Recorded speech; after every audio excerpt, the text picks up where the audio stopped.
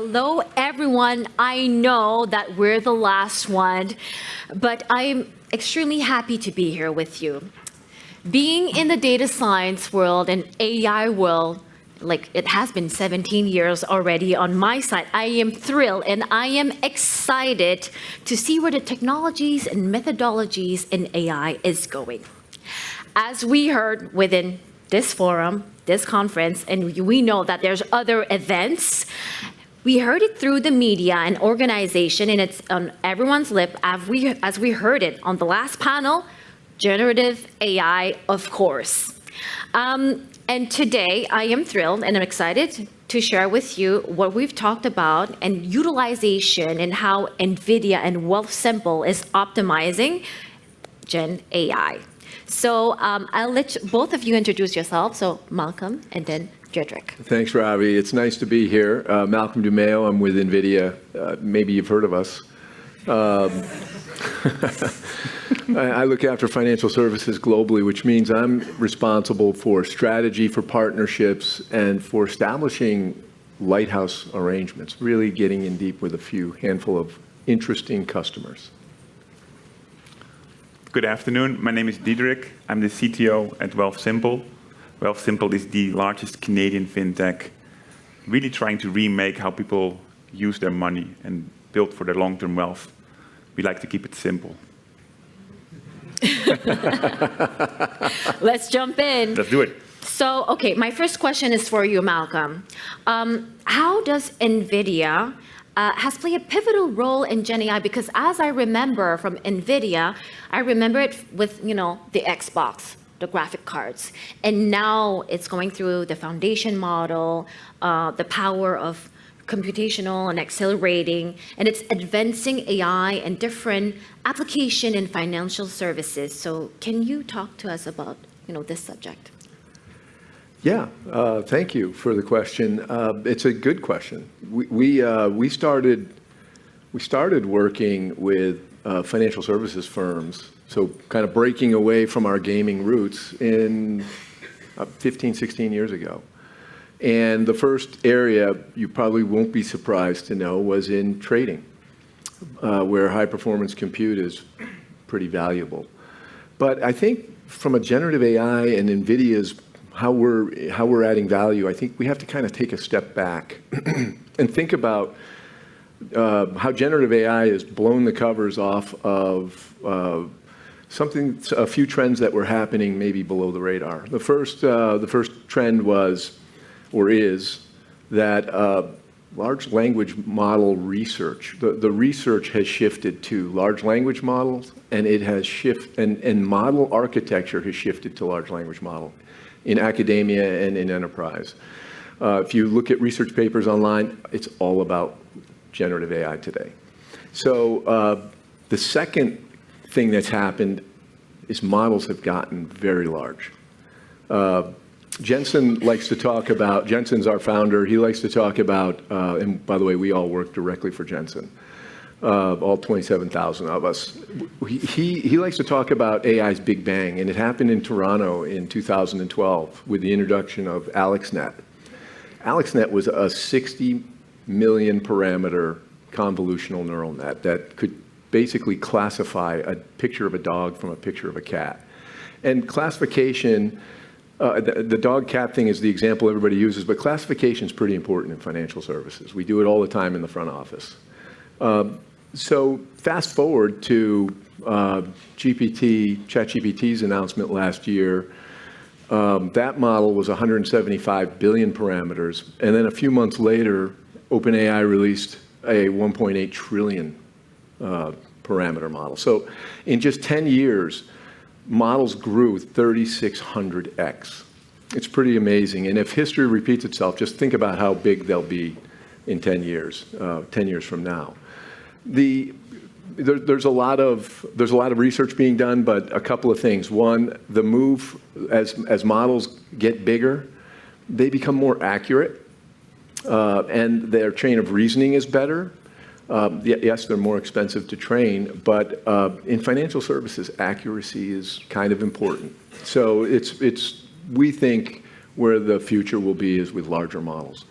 The third And in addition to large models, the data sets that are being used to train, I mean, you guys know the velocity, variety, and the volume of data being created today is it's just requiring a real effort by every firm. The data set sizes in some of the trading firms is now hundreds of petabytes. JP Morgan Chase publicly talks about a 500 petabyte data set. And they're probably going to be exabyte size in not too distant future. So this challenge that everyone's talked about all day long is just going to continue to become more challenging. And then if you think about those two trends, that the world's shifting to generative AI, it's shifting to large language models, research is shifting to large language models, model size is getting bigger, data sets are getting bigger. The compute required, here's the big hook for NVIDIA, the compute required and then the power required to power that compute has grown exponentially. And it's really not sustainable. And I use that word because that's really the right way to describe this. Data centers today are consuming 2 to 3% of the world's energy. The cost of these large compute farms is it's running away.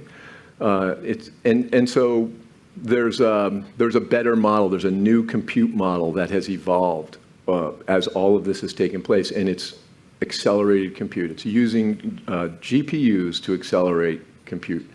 So that's how NVIDIA plays a role here. Running large language models on general purpose compute's a horrible idea. It's going to be really expensive, and it's going to burn down the planet. You'll break the bank, you'll burn down the planet.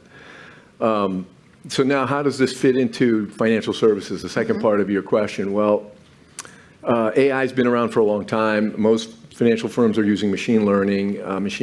I like to just simplify this and say that pre-generative AI creates output that's used by machines, whereas generative AI creates output that's consumable by us.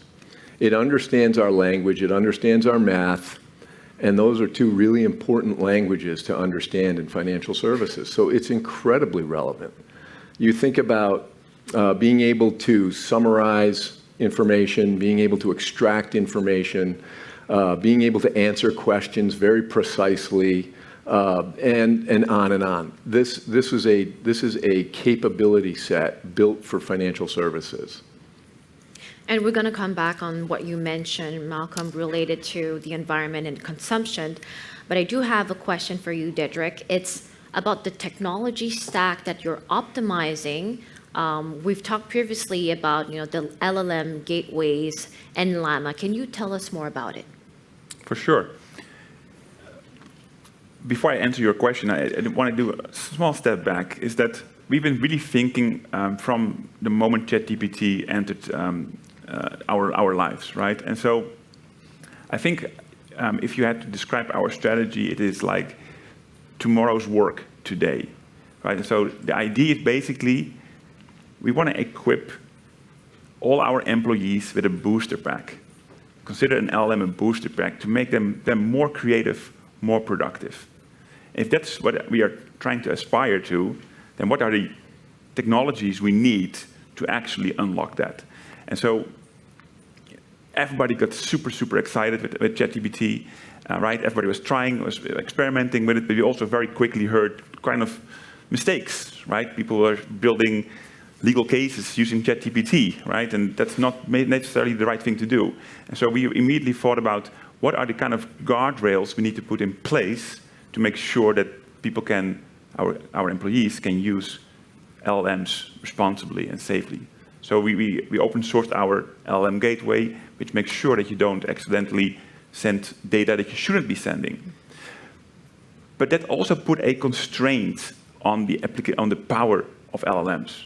And so then I spoke with the team, and we realized to really get the power, we need to go on-prem. And so we invested in our machine learning platform, and we are deploying we were deploying off-the-shelf models on our own infrastructure. And that means we are actually able to unlock all of our data internally without having to worry about leakage without having to worry about other kinds of challenges, right? It stays within our own domain. And we are now very much on the forefront, figuring out like, what are these kind of booster packs we want to give to all of our employees? We've talked about Llama on-prem. So Llama, which is a collection of foundation language models. And you've talked about NVIDIA Triton, the software platform that accelerates, data science pipeline and others. Can you talk to us more about that specific subject and, the agent, the internal agent that you have? Yeah, so as part of the ML platform, we are using Triton to serve our predictions. Llama is an open source large language model, and we put them in production exactly for the reasons that we want to give people access to them immediately. So we are very excited about some of the long-standing promises that haven't fully yet been realized. Like one of those promises has been like self-serve analytics, right? We've all been talking about that if we give people access to data, they will be able to answer the questions. But we've also learned actually that it requires a lot of investments in proper clean data. And so we are very excited about this next generation of code interpretation on top of these large language models, where you can actually interface with your own data using English as the prompt language, right? So you don't need to learn SQL, you don't need to learn Python, you actually are able to ask your question in English and the model will actually execute the code for you. And that's, I think, some of the things we are exploring right now to truly unlock old promises that we have not kept. We've talked about NVIDIA Triton, and we've heard about CUDA during the pandemic. So what is CUDA? We've talked about parallel computing, but if you could give us more information, Malcolm, about the subject. So CUDA is one thing, and maybe NeMo, the framework. So if you could explain it to us and how we can optimize it in financial industry. Okay, so we're not going to do a deep dive on CUDA. No deep dive. Why not? Well, how can we use it? CUDA, think of CUDA very simply as a graphic processor unit, a GPU. It's the GPU operating system. It's what allows the application to take advantage of the parallelization. So what's going on is a CPU executes one instruction at a time. A GPU executes thousands of instructions at a time. CPU's a complex instruction set, whereas a GPU is slightly simpler. But we're able to, one of the cool things about the transformer architecture is that it's highly parallelizable. The way, through self-attention, the way a transformer learns is we're able to execute a lot of activity at the same time. So what does that mean? It means that you need fewer servers. It means that you get your results back much faster and you can iterate. And anybody that's working in this field knows that it's through iteration that you get to the right place ultimately. Developers will start with an idea and over time eventually have a winner, have a winning result. But what we've done is we've taken all of these very complex math libraries, we've taken these AI frameworks like NeMo, and we've bundled them up in something we call NVIDIA AI Enterprise. And NVIDIA AI Enterprise is actually the second layer of our three-layer cake, what we call our accelerated compute platform. The first layer is the most powerful GPU on the planet, which we call Hopper, or H100. Accompanying Hopper is Grace. Grace is an ARM CPU, which draws 1/8 the power of a standard GPU today, and can generate a better performing CPU. Together, they're joined together by a very high-speed fabric, high performance, low latency network fabric, so that we're able to deliver incredible boost in performance. So that's the hardware layer. It's the first layer of the cake. The second layer is NVIDIA AI Enterprise. And within the enterprise platform is something called NeMo Framework. NeMo Framework is a bunch of, and by the way, these are all open source capabilities, but there's a data curation tool set inside of the framework. And so this allows you to, most firms today have have at least one data warehouse or one data lake. If you don't have just one, you might have a whole bunch of them.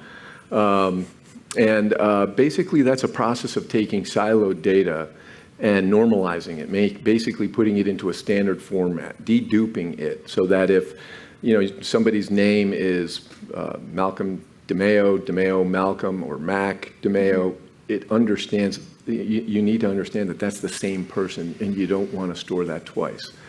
And then also scanning the data for sensitive PII data. So most firms have done that work. And they understand where their PII is, they understand, and they have a good data set. But with AI, we need to go further.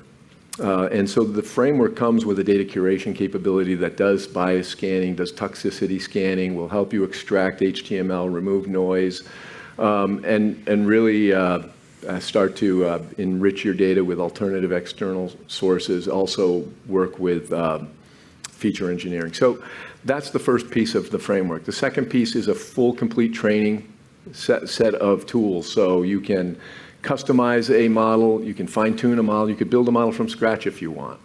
When you think about the companies out in the world today that are building models, many of them are our biggest, they're all some of our biggest customers. Meta's supercomputers built on NVIDIA accelerated platform. Azure's, where OpenAI was trained, it's all NVIDIA. So Tesla, where they're doing self-driving, it's all NVIDIA. So basically, the framework then has a NeMo guardrail, which is a neural tool, which we've done some really interesting things. Basically, the first thing is we will make sure that your model stays on topic. So if you don't want to talking about politics or religion, the things mom taught you not to do, the model or the guardrail will enforce that. So it'll constrain, just like Diederik described. The second thing it will do is we'll fact check. We'll go out to a knowledge database, some trusted site that you may build or you may have already built. These are called vector databases, but just think of it as a knowledge base where we'll fact check the answer the model creates and make sure that it's not made up. And then the third thing we've done is we'll restrict the knowledge bases the model can connect to so that they're only trusted sites. The cool thing about this is you can build additional rails. I think 4 lines of code is the minimum to build a guardrail. So NeMo basically covers everything from data curation through training to including guardrails from a safety and security perspective. We built this into NVIDIA AI Enterprise. It's available to anyone who wants to go and leverage it. And it is my hope that next year, in that beautiful list of company names, you will insert Wealthsimple as well. But it's a good question that I have for you, Diederik, about Wealthsimple. Do you have an internal, let's say, chatbot, new version that optimizes generative AI? Yeah, so we actually started with our chatbot even before the LLM revolution. And I think actually this is really an interesting thing, is about when to buy and when to develop. And so we actually started initially in-house. Again, this was before the large language model revolution. But because we are so closely following the developments, we actually decided it was better to partner with Ada. And so we actually have been leveraging their technology in our chatbot and facing our clients. So it's really about taking a third-party solution, fine-tune it with our own data, and put it in our chat channel so our clients can ask questions, and we can make sure that our employees, our customer representatives, can actually get to focus on the more hard questions. So that's how we have been actually evolving our approach. So we actually went from in-house to out-house. And I think you constantly have to keep rethinking, like, is it time to do it yourself? Is it time to buy, right? And as I mentioned, we, with the LLM gateway, we actually did the other way around. We started outside, right? We used OpenAI, we used Cohere, and then we decided, no, actually on-prem is better, because then we can really unlock it for our own employees. So you have to be very strategic about when to buy, when to build, and that there's a shelf life to those decisions, and you have to rethink it. This space is evolving so incredibly fast, you almost get dizzy keeping up. So what might be the right answer 6 months ago might no longer be the right answer today. And so it's really an encouragement to keep thinking about it, keep reevaluating. It is a very, very dynamic world. Diederik, I have a question because I heard it on the last panel. There was a question about how much time does it take to train a model? And I was really happily surprised on what you said. I heard on the last panel maybe about 3 months, but you said something else. Can you share how much time on your side it takes? Sure, but we don't train, but yes. So going back to the machine learning platform, and as I mentioned, it's very, very important to invest in the right foundations. It is not very visible, but it's like, let me use a small analogy. My accent might give it away, but I'm Dutch, and you might know Amsterdam. And in Amsterdam, you have all these canal houses, right? And those canal houses are actually 200, 300, 400 years old, and they are built on wooden pillars, right? And that's actually to prevent them from disappearing in the quicksand that is Holland, right? And so that's really important. But nobody sees that, right? Nobody sees these wooden pillars. They've been there for 300 years. Keeps the house straight. Not always, but pretty straight. And so that's what we did with the ML platform. Invest in the foundations. You don't necessarily see it on day 1 or day 2, but once you're actually ready to go to production, you can leverage it. And so to answer your question, so right now, we are able to deploy off-the-shelf large language models in hours, right? Not in days or weeks or months, but in hours, because we made the necessary investments in a strong foundation, in a strong platform that allows us to move that quick.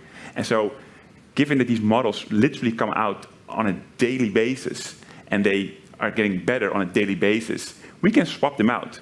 Today, Llama might be the best, and we run Llama, but maybe tomorrow another model is coming up that's going to be literally 10 times more accurate and more performant. We do not want to miss that opportunity, so then we can easily swap it out, and our gateway makes sure that the input is still through one place. So it's almost like a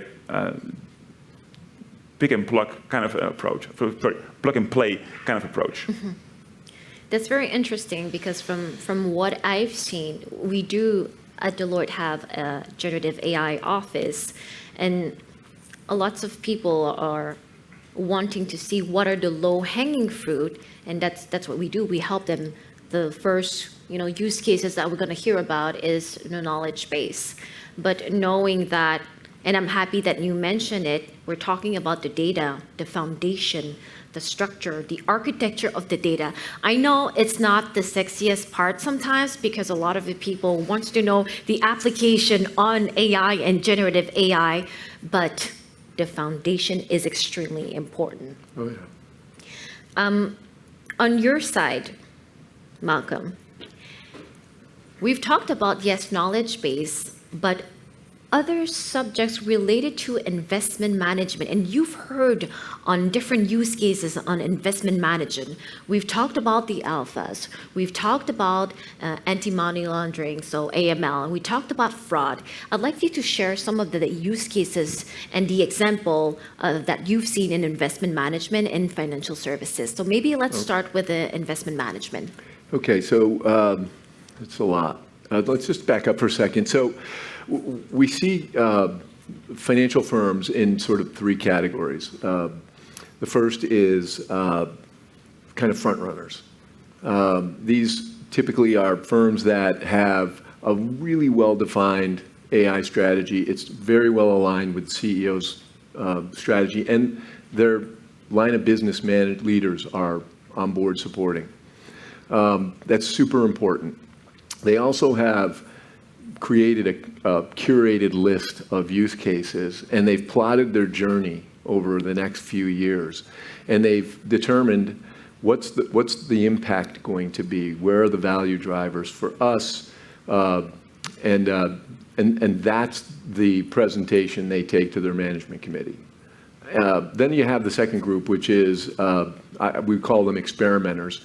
and this is great. These are companies that are experimenting with generative AI, but they're not as well aligned. They don't necessarily have their full leadership team on board yet, and they're working on that. And then you sort of have this third group, which are the wait and seers, and that's sort of a conscious decision to just see where does this all end up, and does it work for anybody? So with that in mind, and based on what Diederik was saying as well, the front runners have done a good job of building that foundation. There's a lot to do. There's a lot of capabilities, and before you want to think about scaling AI, you want to have that, to scale AI, you want to have all those capabilities so that you can crank a model out in an hour. But at the end of the day, it starts with that, making sure you're aligned. Secondly, making sure that you've started to build and educate your compliance team, your legal team, to make them part of the team, and that they're also hopefully reaching out to the regulator and getting them and making them aware of what you're planning to do. And then the third piece is you've got to invest in the resources. And so when you take that plan to the management committee, you're not talking about a $50,000 investment. These are tens of millions of dollar investments. So you want to have a crisp story. It's making sure you have the right people. You don't need hundreds of people, but you do need the right people. That's something that Deloitte could help with. That's something that, by the way, if there's one of the things that Jensen will say to us on a regular basis is, let's go solve a really tough problem. And we think about a lighthouse account that way. If there's a really tough problem, we want to get involved. We can't do that for everyone. We're not Deloitte. But and then third, you need to invest in your data, and you need to invest in accelerated compute, whether you do that in cloud or you do that on-prem or you do both. And another one of our strategies is to make sure this is available to everyone. So we have close partnerships with Microsoft Azure. We have close partnerships with AWS, with Google Cloud, and with Oracle Cloud. And in Europe, with the clouds over there too, like CoreWeave. We're making sure that the accelerated compute platform, the hardware, the software, is available to everyone. We are also working with OEMs so that if you want to deploy this on-prem. And the way we did that is we built a reference architecture. We call it DGX. It's everything you need, hardware, software, to train a model, to inference a model. And then we decomposed it, and we made the piece parts available to all our partners. So coming to the use cases. No, it's a good point. You're talking about change management, and that's what we talk about too, Diederik. On your side, you implemented it. So and we can come back after on specifically on the use cases, but maybe you can share about on your side on change management, not only the people side, but the structural side.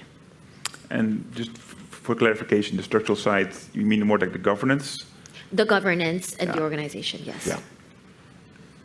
It's very important. And I think it's really, really important that we actually understand the fundamental nature of this technology. It's really important, right? Because in my mind, it is a really different kind of technology. The generative part means that you actually don't necessarily know what you're going to get, right? And all of us, in particular in finance, but most companies, we're actually all about predictability, right? We are running businesses. We like to eliminate variance, right? We want to know what's going to happen, right? That's how we run our companies. And then there's this technology that actually is kind of different, right? It generates, and it can be very good, but sometimes it can be miss, right? It can be hallucinating. And so I've been wondering, like, are there other industries where there's this similar challenge, where you have a business process where you don't necessarily know upfront what's coming out of it, right? And so one example that came to my mind is like crossbreeding of flowers, right? Like there's a whole way of like creating new flowers. You actually match different flowers, but you don't know what you're going to get. Like you have a hypothesis, right? Like I think this flower is going to have a longer stem, a new color, but there's a lot of experimentation happening, right? And so, but we still do it, right? It's very valuable. We're still trying that, and then we make sure we inspect and we select the right ones, and that's how we continue. And so I think there's industries like that where we can learn from, right? So we have to make sure, and Malcolm has mentioned as well, that you have the right guardrails in place, that you have to make sure that all the people in your company understand that it is generating, it is creating something new, and you cannot just throw it over to your customer or anyone else without some checks, some quality checks, some guardrails. Like that happened with the unfortunate lawyer who didn't realize that it's actually generating and might not necessarily be the right thing, right? So it's really important that as we roll out this technology, we take all our employees with us on this journey to make sure they understand the fundamental nature of large language models, and it is different than what other technologies are. So I think that's really key part of change management. Take your employees with you, make sure you have checks in place as you go. Malcolm, if we come back to the use case in investment, I hear this all the time. What is the ROI?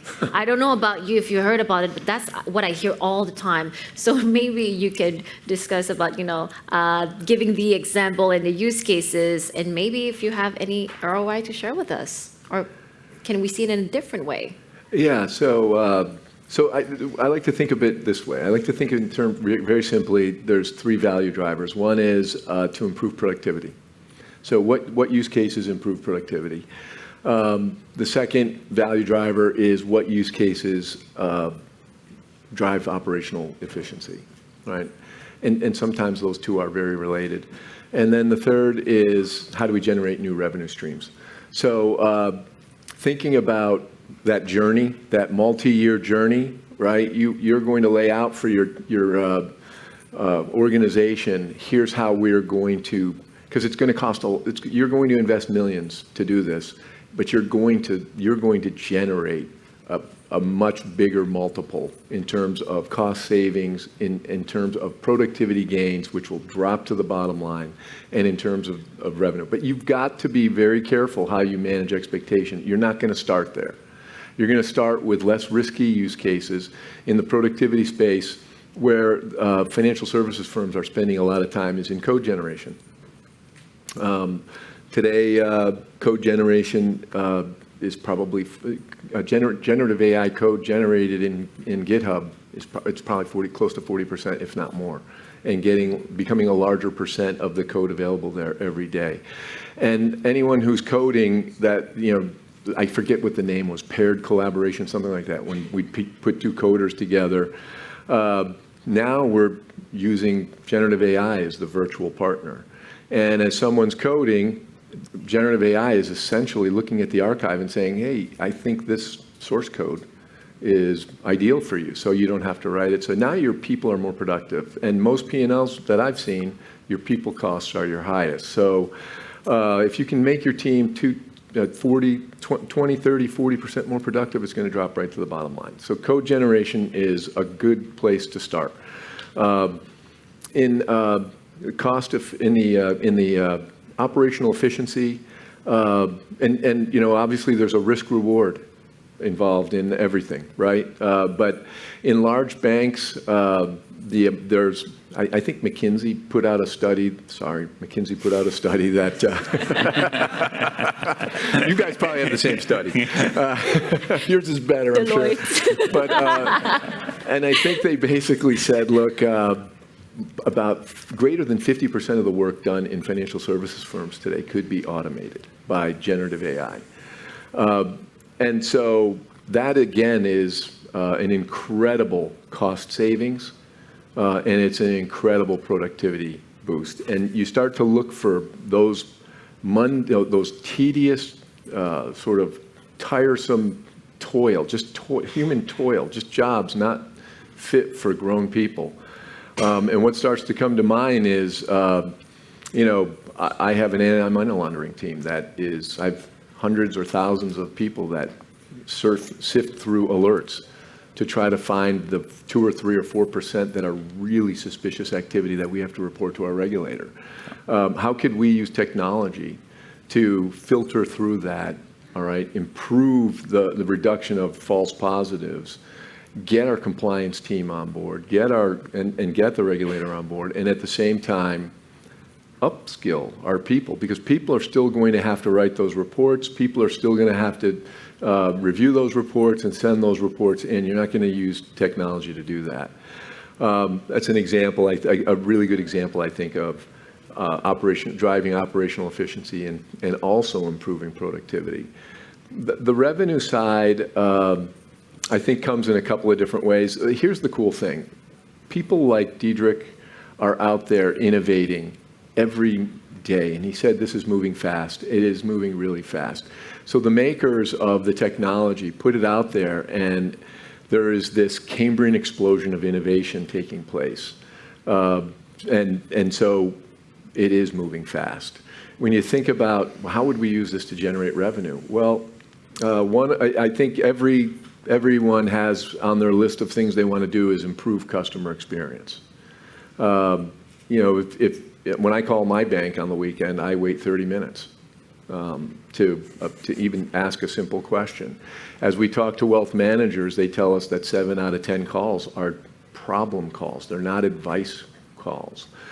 So how can we start layering in generative AI, which can be very conversational and can answer and can be trained to answer questions and can be trained to understand the hundreds of products you have, to offload that work from your contact center agents who are basically unable to get to a call for 30 minutes. That doesn't necessarily generate more revenue, but it improves the experience, and that's going to lead to a better retention and less churn. You start thinking about recommenders. We're leveraging, we've built the third layer of our cake I never talked about, our SDKs, AI SDKs. One's a recommender, working with a large bank to improve conversions. By being able to understand a customer's journey in its holistically, which is really hard to do with analytics, really hard to do with machine learning. And so generative AI this is where more experimentation needs to be done, but we're seeing conversions double in certain retail environments. So I think all three of those value drivers are very much, the generative AI can bring a lot of value, but again, you're going to start with less risky things and you're going to experiment and you're going to bring some of these other capabilities in and either prove them or disprove them, but continue to iterate until you get it right. And what about the alphas? So in investment banking, we are seeing, we're doing, it's been interesting. Obviously, we don't really know what buy-side firms are doing. They're very secretive, but they are basically leveraging NLP, we think. Leveraging it with generative AI and using alternative data to find alpha signals in vast data. I talked about petabytes of data. This is where generative AI can help find these patterns, identify these patterns, and identify ideas that could become trading strategies. But it has to be accelerated. And you can do this in cloud or you can do this on-prem. But another area is just price discovery, options price discovery. It accelerates extremely well. The risk calculations, the Greeks typically are calculated overnight on large CPU farms, and those risk results aren't all that valuable by mid-morning. There's an opportunity to, and we're doing this with several firms, accelerate those calculations, and you can have intraday real-time view of risk. And as an asset manager or anyone that's managing a portfolio, that becomes very interesting because you can generate more accurate prices, and you can start thinking and you can start reacting faster to market volatility. So those are a few ideas. Diederik, on your side, you've optimized and you leverage it. So let's say I'm a financial institution. What are the hits? What are the misses? And what can I learn from it? Should I start now? Should I implement it in my next 5-year plans? What are your advices? My advice, I think, is probably twofold. First, we touched upon it a tiny bit, but maybe it's worth revisiting. Like invest in your data architecture and your data engineering. To me, data is like oxygen of the organization, right? Like humans cannot live without oxygen. Companies cannot live without data. It's very important, though, that this oxygen is clean, right? If you inhale dirty air, it's not good for your health. And it's the same for companies. Working with not clean data leads to bad outcomes. And so you have to make investments in your data architecture, in your data engineering teams to provide that clean, easily findable, easily usable data. So make those investments. That's one. Two is start. Like it's a muscle, a capability that you need to develop. It's going to take time. Just waiting on the sidelines is only going to mean that you will get further and further behind. It is going too fast. You won't catch up, and you run the risk of being disrupted. I said two, but I think I mentioned actually three. And then the guardrails, right? Like make sure you think about how it's fundamentally a new technology, as I mentioned. Make sure your people understand it. Make sure you experiment, learn, adapt, build this cycle. Internally, we call it dog fooding, right? We try out everything ourselves. So do that cycle of experimentation, learning, and keep going through that cycle on and on until you're confident that this is the right thing to roll out to a larger group. So be iterative, invest in your platform, take your people with you. Malcolm, so I'm in a, let's say, financial industry, and I'm skeptical. What would you tell me? I heard this like thousands of times. Skeptical, give me a little more. I'm skeptical about the power of generative AI and how I can optimize it in my services and with my clients. Okay. I think about it this way. There's a lot of folks who are busy every day doing their job, and maybe have popped up a little bit and heard a little bit about AI, but and then they jump back into their job, and they're like, "What is this real? Is the story real?" This is not, and I think there's a tendency to think of this as another tool in the toolkit, right? It's like having an Excel spreadsheet. It's just something else I use. Well, it's not. As Diederik was pointing out, you have to think of this like a tsunami-sized wave of innovation.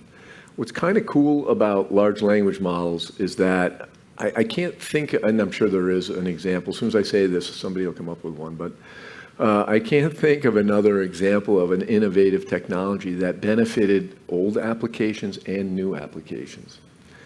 You don't have to immediately rip and replace. You'll be able to think of the canonical use case of the future, which is now, right? It's happening now. And that is that people will be interacting with a large language model. It'll be their first contact with your company. The European AI Act basically says that you need to let everyone know they're talking to a model. Let everyone know the content was generated by AI. Totally reasonable stuff. This is where it's heading. And the large language model is going to connect back into your applications. And over time, those applications are going to become foundational models themselves. All of this will have to run an accelerated compute. So the longer you wait to get in the game, the harder it will be to keep up. We can show you examples of the benefits. Some kind of CEO math, all right, so very simple examples.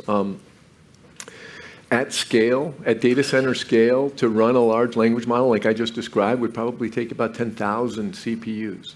That's probably $100 million CapEx. And that's going to require 5 megawatts of power. We would run on accelerated compute the same workload on 200 accelerated servers, a CapEx of around $8 million, and a power requirement of about 260 kilowatts. So you're talking about a 12 to 13x reduction in spend and close to 20% or 20x, not percent, 20x reduction in power usage. What most people don't realize is you can't just call up the power company and get more power right now. Cloud companies are buying data centers to get more power. We really have a constraint there, and so the value that large language models are delivering is why enterprises and cloud companies and innovative companies are out buying our technology very quickly. But everyone needs to get in the game, and that's why we've made it available as ubiquitously as we possibly can. With that. Thank you, Malcolm. Yeah. Any last word, Diederik, before we go to the questions? No, let's open it up. Well, thank you very much for your time, Diederik and Malcolm. Thank you.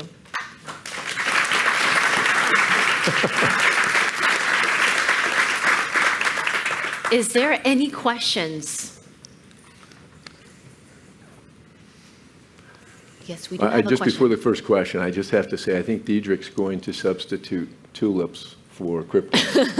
Tulips for what? Tulips for crypto.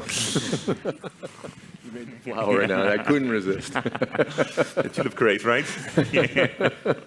Hi, an early example of effectively using lots of data and optimizing outcomes is Waze, if you think about it. And Waze in California, if you use it, you'll find a lot of cars moving off the highway and following the same path. So reflecting on what you said about security models and using massive amounts of data in short time, do you foresee something like that happening where everyone is following the same outcome and that impacting even at a more accurate but quicker, everyone's trying to follow the same route? I can take a stab at it. Yeah, take a stab at it.